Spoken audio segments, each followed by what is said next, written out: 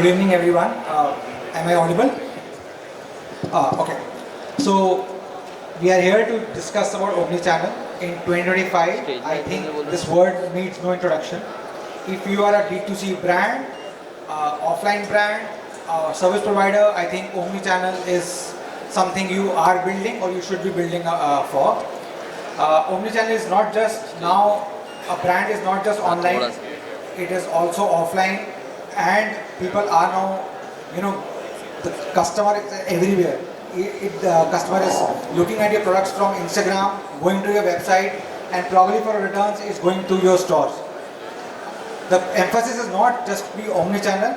The emphasis now is how you be omni-channel and provide the same level of brand trust that you can provide to offline or online channels. So today, my name is Akshay Mahendru. I am the co-founder and CEO of Nootie. We are a pet care, full stack pet care pet brand. We were on offline channel first, but now scaled into D2C through my own brand called D2C and Nootie. We are on all quick commerce channels as we speak. With me, we have a very distinguished panel, a panel which I am also looking forward to learn a lot. I will now give the mic to the panelists. Please introduce yourselves and let's take this conversation forward. Let's start with Samir. Let's start with the lady. Hello. Hi. My name is Astha. I am the co-founder of Ayuvya and Imfresh. To start with, we cater to 3 million plus customers in last 3 years. We have been bootstrapped. We have been growing 100% year on year. Ayuvya is all about Ayurvedic supplements, natural solution, nutraceutical, and Imfresh is something where we brought a concept of India's first whole body deodorant cream.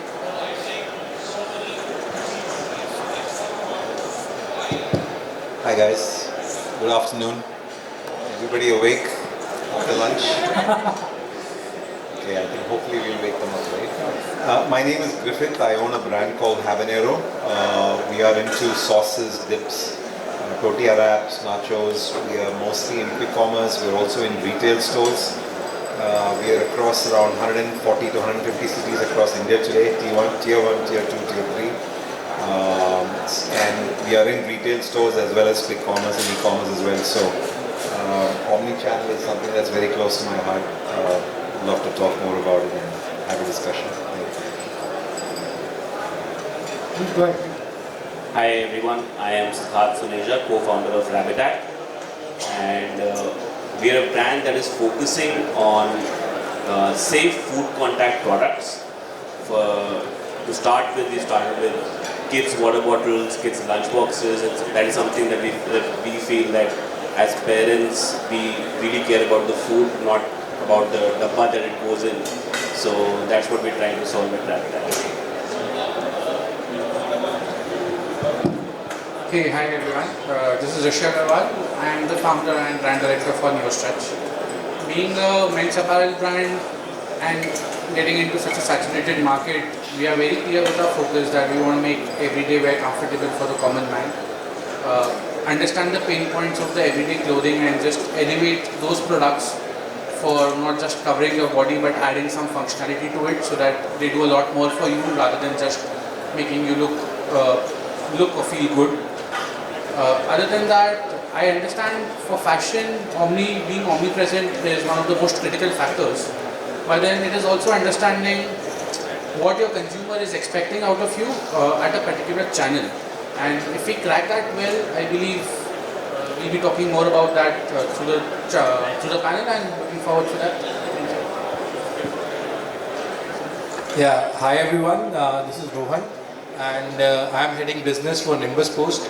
So helping founders like these amongst you present here with the logistics layer for all your e-commerce needs, be it fulfillment, warehousing, same day deliveries, next day deliveries, everything related to e-commerce.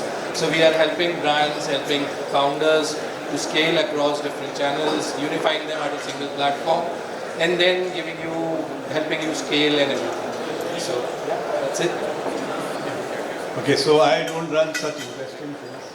I am a pure old school physical place. I run beauty parlors in India under the name of Looks. I'm the CEO for the company. I have my client sitting here, so pleasantly surprised to have met her. She's a Delhi Salon client. We're 250 salons in 54 cities, not started by me, but I'm now building scale for the rest of India, based out of Bombay. So I'm happy to talk to you not only about salon, but also about the beauty industry, in which I've been for the last 2 decades. Let's start with Astha. Astha, your channels, your brand started digital first, and now you are venturing into offline, I guess. How do you come up with a strategy to now being a digital first brand to now venture into offline? How do you take this opportunity? How do you take this as a challenge? See, when we started digital, we started building our own IPs. So we call our product as Ayuvya iGain Plus, Ayuvya Let's Gain, I am fresh. These are all our IPs copyright. We don't sell Ashwagandha, Tripla, Shilajit, because again that is a generic category. Everybody know that if you're advertising about Shilajit or Ashwagandha, your consumer will go to Amazon, Flipkart, they'll search for Ashwagandha, Tripla, and they will buy whatever cheaper is available there. Right? So you're educating customer about generic things. That is something I think will not work in digital. While when we talk about the offline market, your IPs cannot sell unless until you have touched 300 to 500 crore revenue digitally, because that kind of a brand awareness has to happen. Our product in Ayuvya mostly sells in tier 3 and tier 4. So we did very small activity. We started selling free t-shirt with our product. That t-shirt which was costing me 35 rupees is now with my 25 lakh plus customers. And when I go to small villages, small cities, I mean even my employees, one of my employees belongs to ETA, right? That is somewhere in UP, near Etawah. And he was saying that when I was walking on the road, he saw 3 guys wearing a Ayuvya's t-shirt, right? So something like 35 rupees cloth, it is creating a huge market and brand awareness for the brand like us. And that is what happened with offline also. When we went into the offline market in Delhi, nobody was looking for our IPs, but they were looking for melatonin. And sleep is a big problem right now, right? In South Delhi, in North Delhi, in East Delhi, melatonin sells a lot. Wellbeing is there, Blix is already there. I am there with 30-35 rupees cheaper than Blix, similar product, similar results, right? So a lot of when you're going to offline, for product like us, the shopkeeper has to be aware what exactly he is selling. He is aware about Tripla, which solve your gut issues. He's aware about Ashwagandha. He's aware about Shilajit, but he's not aware about Ayuvya iGain Plus or something proprietary, which the product which already we have, and he doesn't want to spend time to understand the product. So if you're going offline, you should sell something generic but in better quality so that you have a repeat. Very nice, very interesting. I think on the lines, my next question is to you, Griffith. By building Habanero, how do you maintain the same level of brand trust, brand integrities through offline and online channels, and by selling through quick commerce also? How do you maintain that brand trust? How do you maintain that brand story? How do you convey that to the customer by selling offline and by vis-a-vis selling through quick commerce? Yeah, great question. Thanks. I think I want to take a step back and think about this panel itself and why Omni-Channel is something very important. I'll come to your question.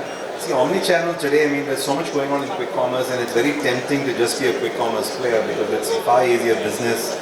It scales up much faster. You have less returns and all that kind of stuff. But it's very important to keep maintaining an Omni-Channel presence, because one day the music is going to stop in quick commerce. You can scale as much as you want in quick commerce, but the touch and feel of the product, the presence that you get in a very high-end retail store, the end caps that you can get is also very important. Giving sampling, letting customers touch and feel the product. So mine is a food product, very emotional product, right? And taste is very important, like sampling is very important. So we maintain that a lot in the stores that we are in those touch points. Also, for those of you who are building businesses, Omni-channel is very important when it comes to valuation. When somebody is looking to buy you out, if you're a pure 95% quick commerce or e-commerce play versus say, a fairly well-balanced portfolio of Omni-channel, your valuation is going to be much better because the moat is highest in retail because it's the hardest to build. Quick commerce is relatively easier to build. E-commerce is relatively easy. I'm not saying it's easy. It's relatively easier.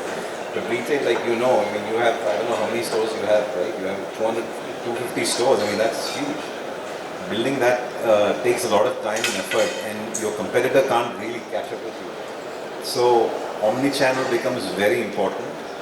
So, when I say omni-channel, I would say retail, e-commerce, in the traditional marketplaces, quick commerce, Horeca, right?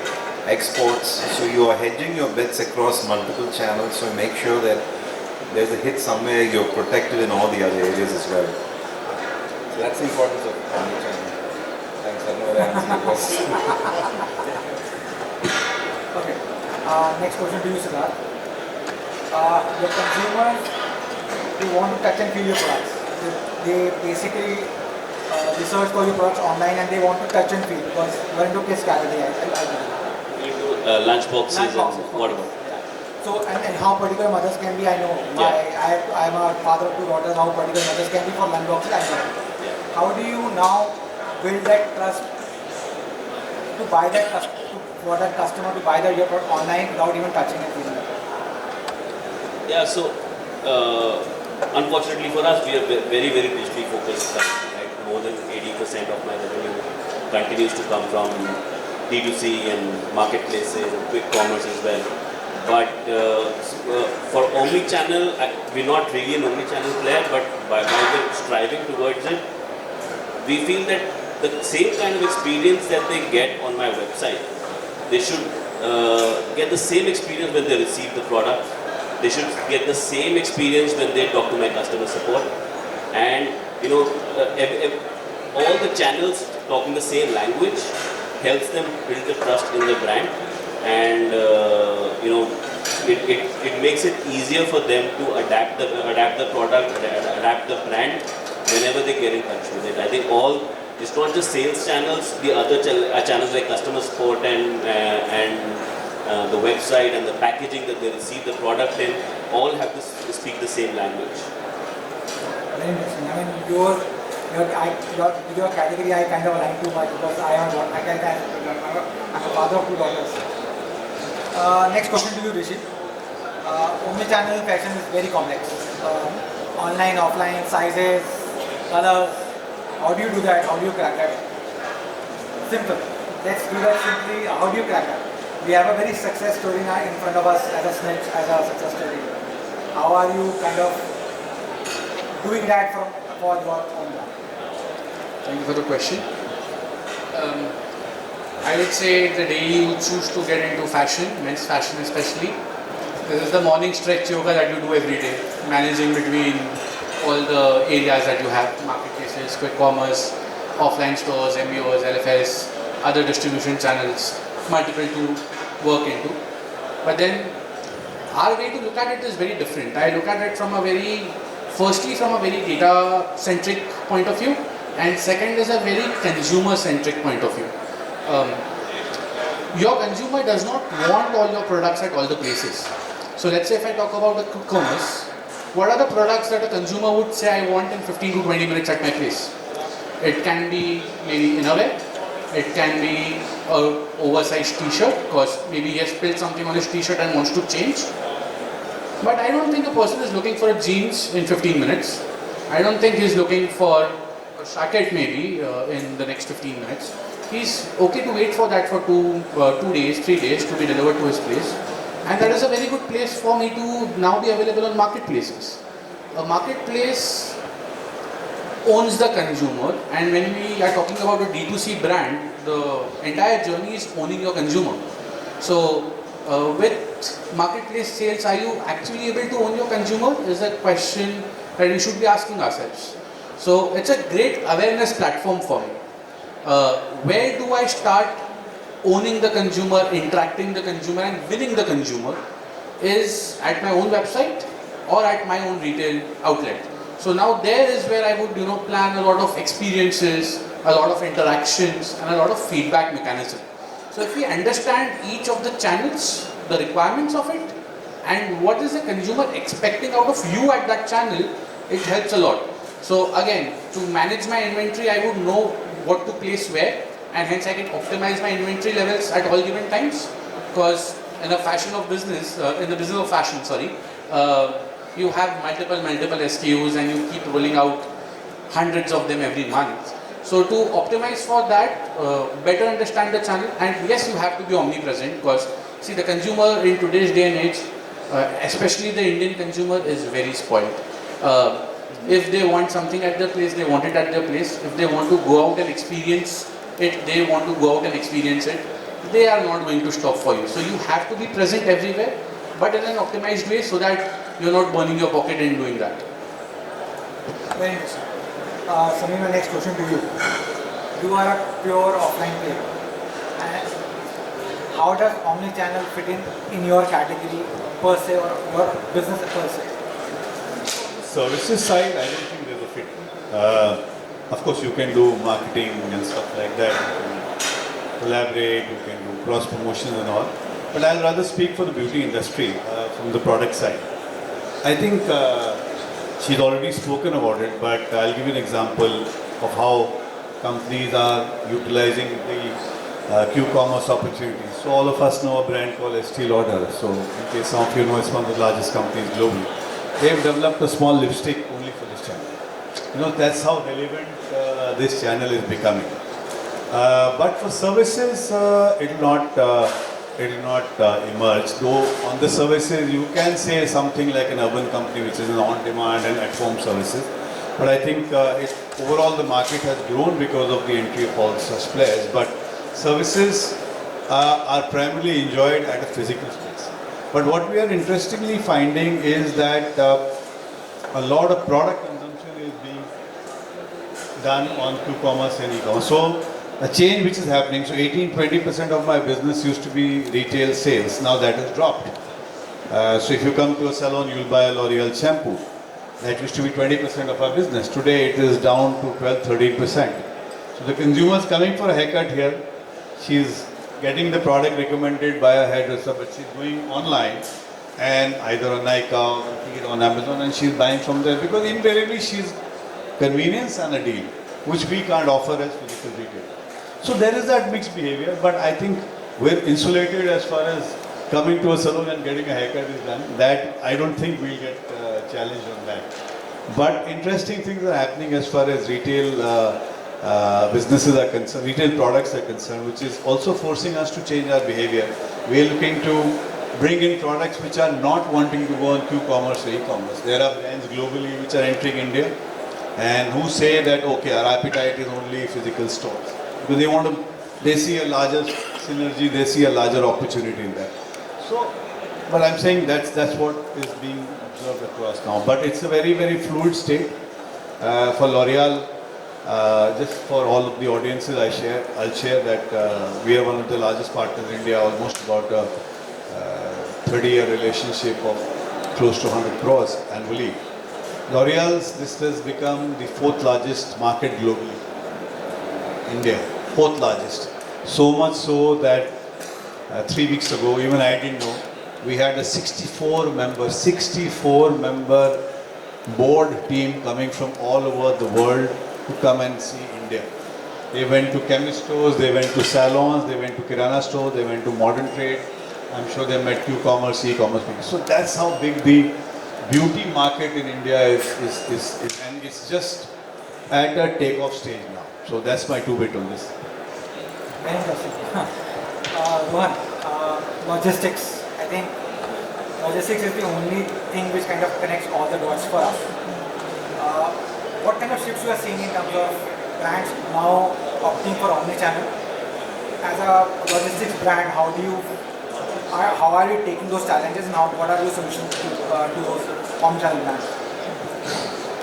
Yeah, so that's where we are seeing the major changes coming up. So earlier what used to happen was that a brand used to come, they used to start maybe from a marketplace or maybe a D2C or maybe a retail store.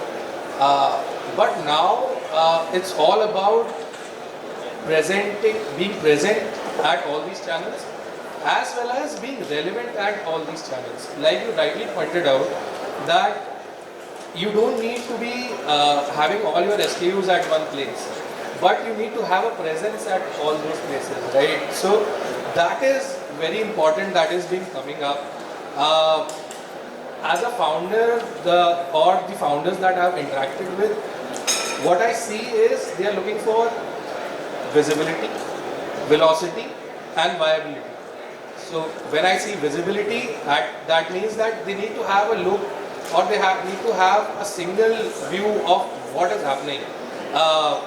If you are running a business, your online is running different, your marketplace is running different, your retail is running different, small cracks starts coming up.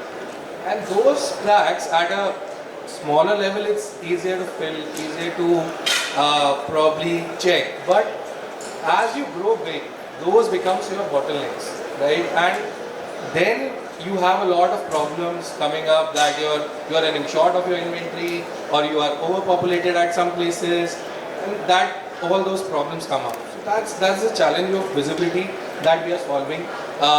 One is, and then comes your velocity. Like you rightly pointed out, quick commerce, everything people want in 15-20 minutes. Now it is becoming a habit, and I don't think so it's going to go away, and it is going to stay. So we have to keep up with that. We have to maintain those level of services also, so that even with the things that are not available on quick commerces, people are looking for same day deliveries, next day deliveries, right? So we are offering those kind of services. And third thing becomes viability. That everything, so margins are thin. We have to maintain everything at a cost, right? So you have to manage your RTOs, you have to manage your conversions, you have to manage your NDRs, all those things comes into picture. And that is where we are helping our founders as well. With our new age solutions, we are giving them a checkout solution where they can improve their conversions. We are giving them our AI-enabled Max AI solution to help them on their optimizing on their routes and their costs. So a lot of us have some biases regarding which courier partners to use, which services to use, because we have used them in the past and they become, and we are habitual to them, right? But not necessarily that everyone is good at everything. So we are solving that problem and providing them the best with the insights that where they should plug in which services and at what cost. So that is how we are. I think any brand who is now building for omnichannel, one question always comes up: what tools? Why AI? What is the AI mammoth that is kind of hanging on our backs? I think I would put this question to the panel, and I would love everybody to kind of pitch in. What kind of tools actually you are taking help of, or you are kind of working on? What kind of data points you guys are working on to build that omnichannel presence and kind of sustain it, build it profitably, so that you are, kind of not losing money on all the any of the channels. So I would love the question to go out to the panel, and we are also running on time. Let's take it one by one. Specific tools that anybody who's starting a D2C brand wants to go on omnichannel. What kind of tools you guys are actually using to read your data, to read your supply chain, to maintain that kind of storytelling, or that kind of brand trust on offline and online. Anybody who wants to start? If you want to take this forward. So in the quick commerce space that we're in, there are a lot of tools. As you know, quick commerce is very, very quick. Yes. I mean, so I keep telling my team, we are no longer an FMCG business, we are a supply chain business. Because my challenge is to make sure that my products reach 150 cities and it reaches them in 5 days from the moment the PO comes, and that's a massive challenge. So I'm very, that's what, you know, what you do is very, very important in the back end. So there are various tools that help with this. So for instance, Gobble Cube. Gobble Cube is a name out there. It's a fantastic tool. They will give me information on what dark stores around the country. There are thousands of dark stores today, right? Blinkit itself has around 3,000 dark stores or 2,000 odd dark stores. Swiggy will have another 1,000. So there are thousands of dark stores, which is how they deliver to you 10 minutes from where you are. And my products are in most of these dark stores, so it's a massively complex business, right?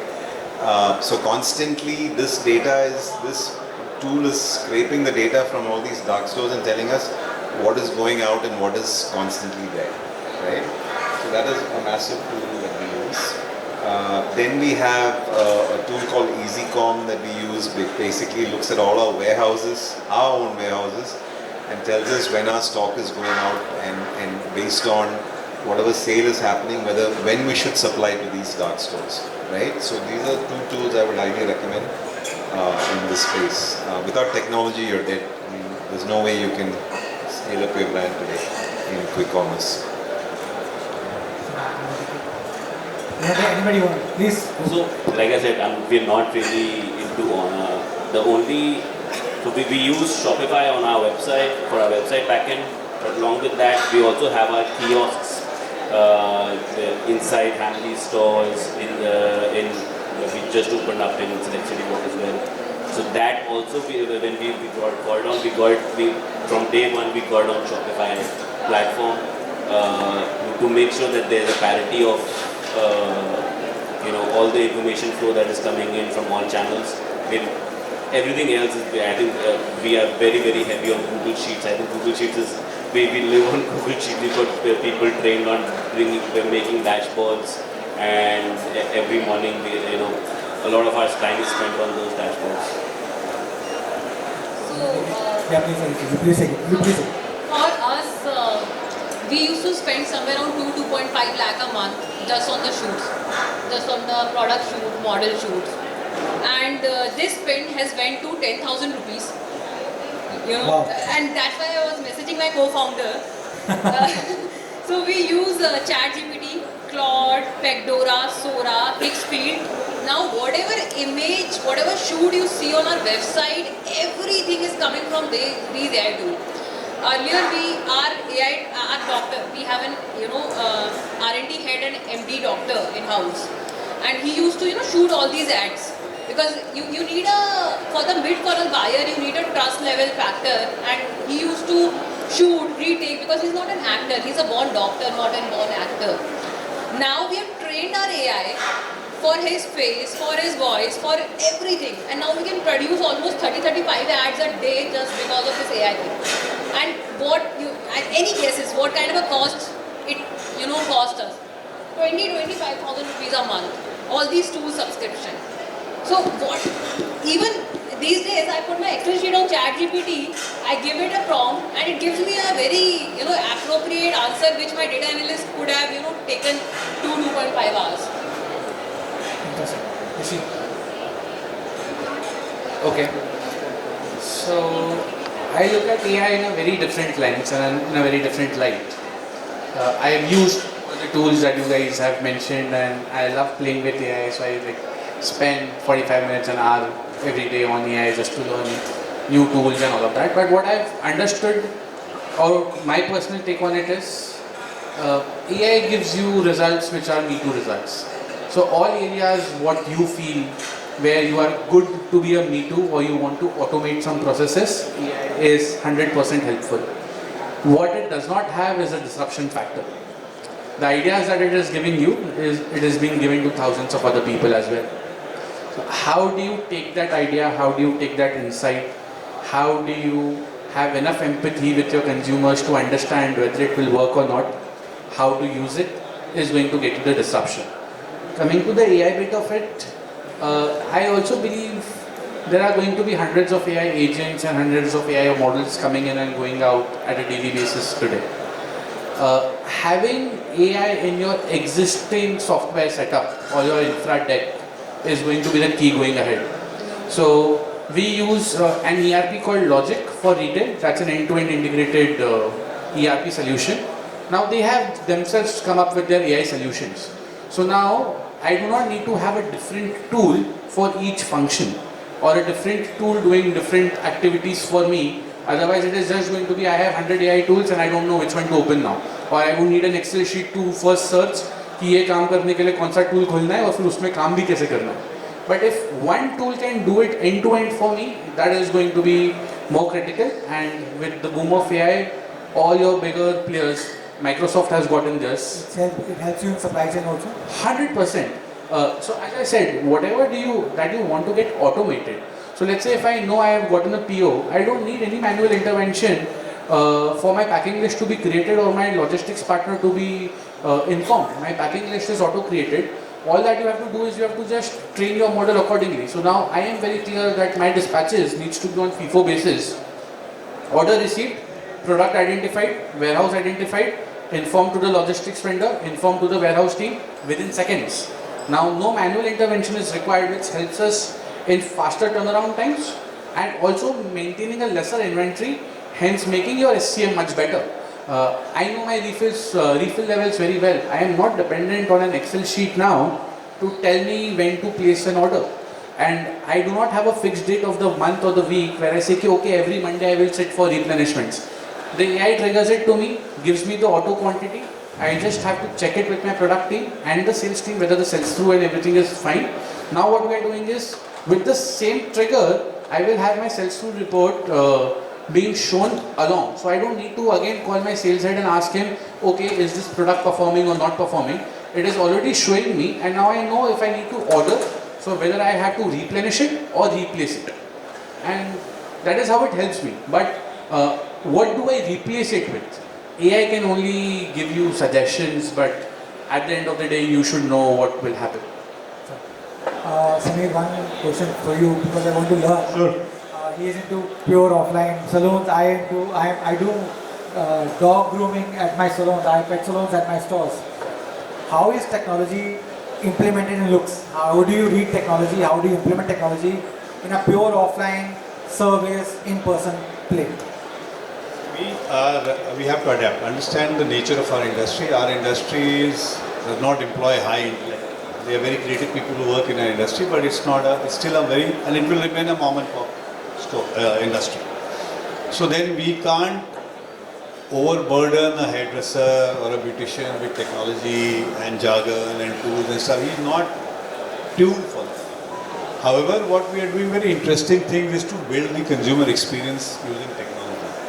So we have a recent tie-up with a BITS Pilani startup for smart mirrors.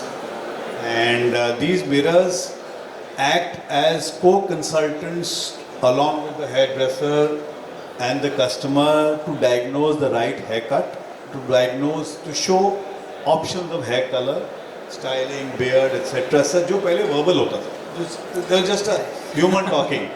अब उसकी intellect पे depend करता है वो कितना अच्छा बोले कितना नहीं बोले.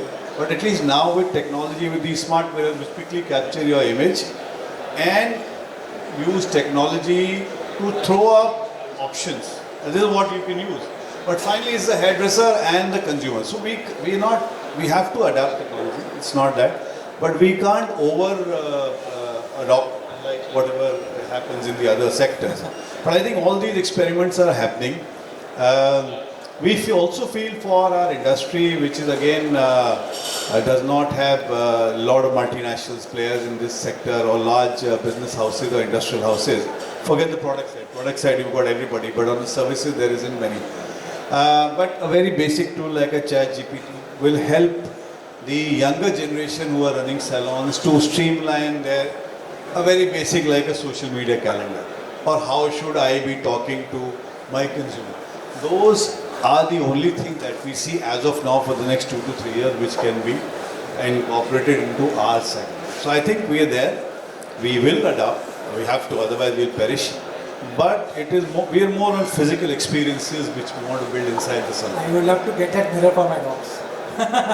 You should. You know, it's a very smart startup by BITS engineers, by the young engineer, and it's being very proudly. I'm sharing this that this is being the technology is being purchased by one of the largest Italian beauty companies. So it's country ours. It can go anywhere. It's humans and it's pets. Whatever you can also do so. Very nice. Rohan, I think last question, last bit to you. What kind of inventions now we see in logistics to help brands like us to move everywhere? What kind of technology now? Because again, the problem here is always for a D2C brand, always been last mile. How are you solving for it? How is new innovation coming in and solving for the last mile? Right. So, like I mentioned, AI. So first of all, let me address. We ourselves are a tool. So you all can use our tool. So that's one. Second, those guys are my juniors. So I'm really proud to say that those guys are doing wonderfully well. Yeah, and so how AI is going to feature or how we are facilitating the last mile is that now we are removing the biases first. That people should move away from the larger names, what is working, what is not working. Everything depends on the origin and destination pair. Like where is your pickup from, where are you delivering. So those intelligence layers, that is what we are building. That maybe on some days X person is or X courier partner is doing wonders for one lane, but the next day he won't be doing that same thing. So we are working on intelligent layers on providing maybe not exactly enforcing our decisions, but providing insights as to you guys take a judicious call on how well you can use AI on your first mile and last mile. We can just provide you suggestions, we can give you the best alternatives, but ultimately it's on the founders to take down those decisions, and we are helping them with that, to make them take decisions. So similarly, like recently, like I was talking to Astha also, like what we experienced was that there was one company, one of our founders, who was supplying majorly in the south from their Delhi warehouses. So it was eating into their cost because the logistics cost increase and everything. We gave them a suggestion to shift some of their inventories along based on data, which inventories to shift and all, to shift them to Bangalore or to shift them to Mumbai, and it reduced their cost by 35% and increased their NPS by 20%. So that is how we are providing them suggestions, we are providing them insights to take decisions. Very interesting. We don't have time for for Q&A, but anybody who wants to chat with all these amazing founders, please feel free to connect offline. Last bit, I think if you are building for omni-channel, data, technology, and your supply chain will have to work together to give the same kind of brand consistency that you are providing online and offline. So that's all for today. We had an amazing chat. We will obviously chat after this offline also. Thank you so much, everyone.